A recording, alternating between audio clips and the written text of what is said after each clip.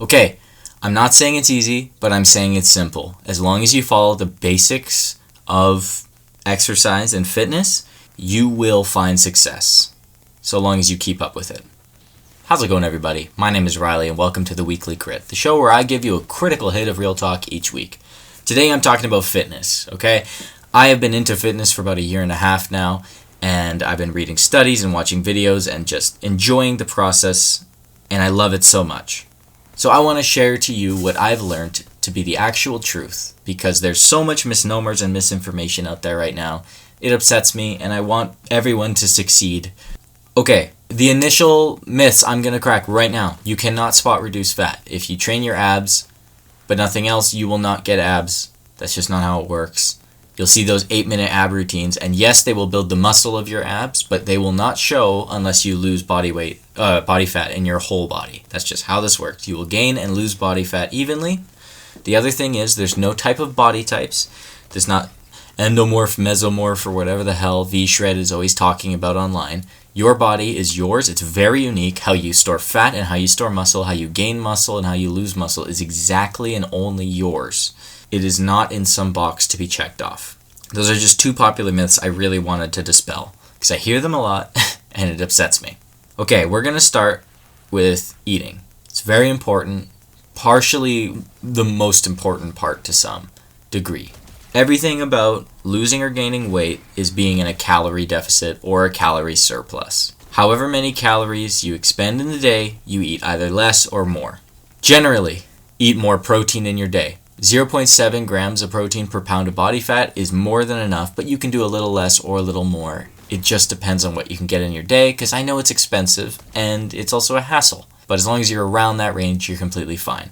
Try not to have too much processed carbs and fats, strictly because, for example, something like a cinnamon roll will be very, very tempting. You can have a cinnamon roll, and maybe that's only 400 calories, and you put that into your day. But the thing is, that will not make you full. That will make you want more cinnamon rolls, and you're more likely to go, I'm going to have more cinnamon rolls and have 5 than you will be to just have 1.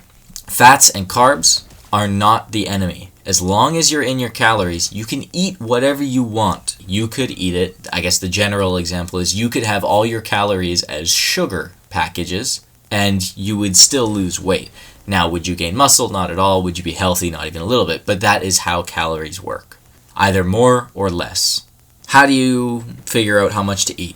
Well, the first thing you could do, and what I would suggest is the most helpful way to do it, would be to track your calories using some sort of app. I use Macro Factor. You do not have to use it. There's free options. There's other things. I just prefer it because it's a lot more helpful, in my opinion. All you do is you're going to track your calories, and it will go up or down depending on if you lose weight or gain weight. There are fluctuations day to day, but generally look at every single week if you're losing weight or gaining weight and what you want. If you're losing weight but you want to gain weight, up your calories. If you're not, blah, blah, blah. Some apps will adjust it for you, like Macro Factor, and you don't have to think, and other apps will not. How do you calculate how much your general metabolism is for the day? Take your body weight, times that by 10 to 12, and then that is about what your calorie expenditure throughout the day is. And then, if you want to lose or gain weight, add or reduce 1 to 500 calories per day. 500 is very extreme. I would generally suggest up or down 300. It will be slower doing it this way, but it will be better for you. If you were to add about 1,000 calories because you wanted to gain weight, you would gain so much more fat than you would muscle, and it would be way less enjoyable because then you would have to cut later, and you'd have to cut a lot more. If you eat 1,000 calories under, you will first of all be very tired, and you would be not able to gain very much muscle at all in that time, and instead of having an aesthetic physique, you'd have a kind of ghoul-like physique. I would know because I did that.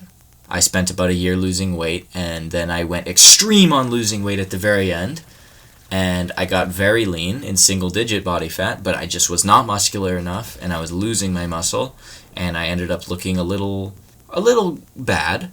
I looked very striated, it looked very crazy, but I was very unhealthy. I had no energy, so I gained weight. I did a bulk, and then I lost weight, and now I'm actually at a similar body fat percentage but because I have more muscle mass, I am a lot more healthier. So taking it slow will be important for you. That's about the calories. Eat generally good, eat protein, learn what you want. Do you want a calorie deficit or a calorie surplus? And go for it. And generally the 80-20 rule works. 80% perfect, 20% you can have some fun. That does not mean that you're going to go crazy, have 5 million calories in one meal, but you want that cinnamon bun, fit it into your day, don't be too over your calories, and you'll be fine. So now we're going to go to exercise. I only know what I know, so I'm going to talk about the gym. If you enjoy other types of exercises, please enjoy them, but all the mental things I will talk about can apply to you there. Generally, with fitness, people think that you need to go constantly, all the time. They'll be like, I haven't been to the gym in a year. I need to go 7 days a week. This is not how this works. Resting is important. I was reading up on it. You'll get about 70% of your gains that you would have gotten by just going 3 days a week and pushing very hard. And yes, you get more the more you go up, but once you reach 5 days a week, you generally hit the plateau of how much you could possibly gain. But if you haven't been to the gym for a while, or you've just never been to the gym, I would suggest starting with a low 3 to 4 days a week. That's manageable and it's enjoyable. It's only about 3 to 4 hours a week. What do you want to train? A push, pull, and leg split. What is that?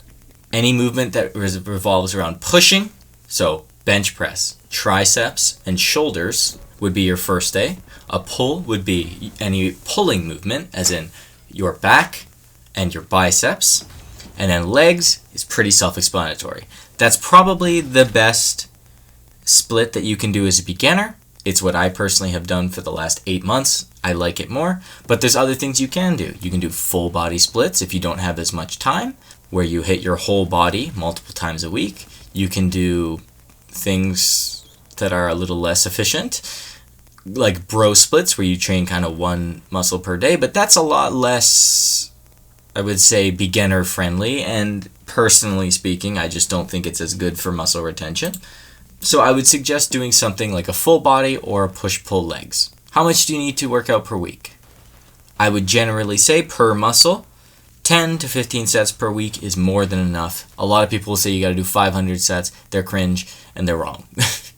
As long as you are pushing hard, and I mean pushing hard, that is all you need to do. For example, my biceps, I generally do 6 to 12 sets per week, depending on if I'd hit biceps twice that week. And that's all I need. My chest, I do 12 to 24, depending on if I hit it twice per week. My back, also 12 to 24. The bigger the muscle, generally you should do more exercise. It does not matter the way you do your exercises, just as long as you find a way that you enjoy doing your exercises and you do the basics. If you like dumbbells versus cables, who cares? You're still doing the lateral raise. You're doing more work than most people are doing, and you will find similar gains. Some people like to be pedantic and say you need to do it like this, you need to do it like that, and they are not right, okay? Find what you like and learn the basics. The basics generally are all the movements you know, with back, lat pull down, and pulling. With biceps, bicep curls, some forearm stuff. With chest, an incline chest press and a chest fly. Legs, squats, deadlifts, leg extensions. Stuff like this, it's all the basics. And find the way that you like to do it and enjoy it. That's all it is. And you do not need to be in the gym for an hour and a half, 2 hours. My gym sessions now, just the weightlifting part, 45 minutes, 50 minutes, and I do like 10 to 20 minutes on cardio. And that's about it. And that's because I'm cutting right now. So I need the cardio. But like in and out in like an hour. And then the final thing I'll say about actual training and lifting is to push yourself to failure. It doesn't have to be on every set. This is what I mean by pushing hard. The difference between someone who makes gains and someone who doesn't, and the reason why I can go for 45 to 50 minutes lifting weights versus 2 hours is because I'm pushing really hard. I'm doing weights that sometimes scare me. I'm not being an idiot. I'm not going to hurt myself, but sometimes the weights are heavy and I'm just like, all right, we're going to do this, and this is going to be, this one's going to be a doozy. If you have a rep range of 6 to 8 reps per set, pick a weight where you're like, I might not get 6.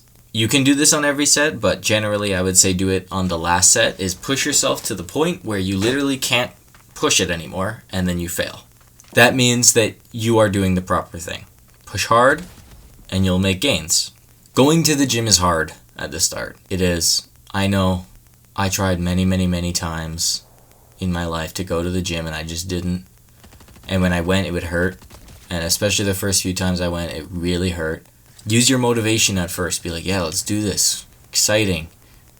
And then when the motivation loses, trust yourself. Trust that you know that you're working harder than someone else. Trust that you know you're doing right by yourself. And that you know you're becoming a better person every day that you're doing this. So when the moment comes that it's a lot more difficult, and some days you don't want to go, or you're cutting and you're hungry, you go because you know that you're a better person when you go. And it's not being fit makes you a better person. It's being disciplined and doing something, pushing past a wall that you didn't think you could is more important than anything else. My friend Luke, he's one of the guys who brought me into the gym along with my brother. Me and him both reached the point recently that we talked about together. We just realized that it's not motivation or even determination or anything or even discipline that makes us go to the gym anymore. We just generally love going to the gym, and it's a part of our lives, and it's a pattern that we have, that it's weird that when we don't go to the gym. And you will get there. It might be 6 months from now. It might be a year from now. It might be very soon in that you just love it. But you'll get there to the point where it's a non-negotiable that you go to the gym. It's not based on how you're feeling. It's because you want to go. Anyone can do it. Whatever your goal is, you can hit it. Just trust the simple things that are true, and you'll make it there. I didn't know that I would, but I did. All because I trusted the facts. Anyways, that's about it for the Weekly Crit today. If you had any advice or questions that you wanted me to answer, you can throw them down below in the comments, and I'll probably talk about them in the next video. Have a great day.